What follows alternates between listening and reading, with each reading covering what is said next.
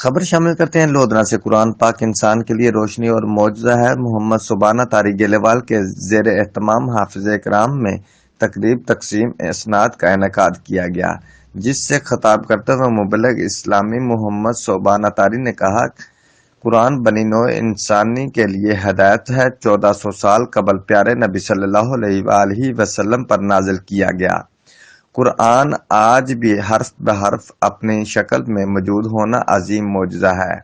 قرآن مصیبت، سیاست، معاشرت سمیت زندگی کے ہر پہلو بارے رہنمائی فراہم کی گئی ہے، اور کہا کہ یہ ہماری ذمہ داری ہے کہ ہم اس کو ترجمہ اور تفسیر کے ساتھ سیکھیں اور آنے والی نسلوں کو سکھائیں، اور یہی کلام پاک دنیا و آخرت کی کامیابی کی ضمانت ہے۔ ان کا کہنا تھا کہ اللہ نے فرمایا، آسمان اور زمین بند تھے، ہم نے ان کو کھول دیا اور آسمان سے پانی برسا کر انسانوں جانوروں کے لیے خوراک کا انتظام کیا۔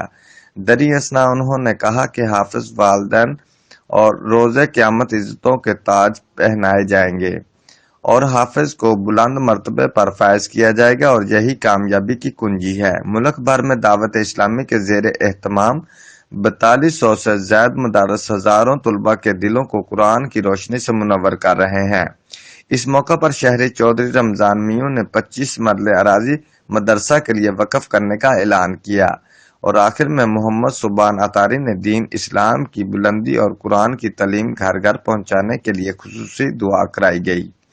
رپورٹ عمر فاروق، نمائندہ جیو ایکسپریس نیوز، گیلیوال۔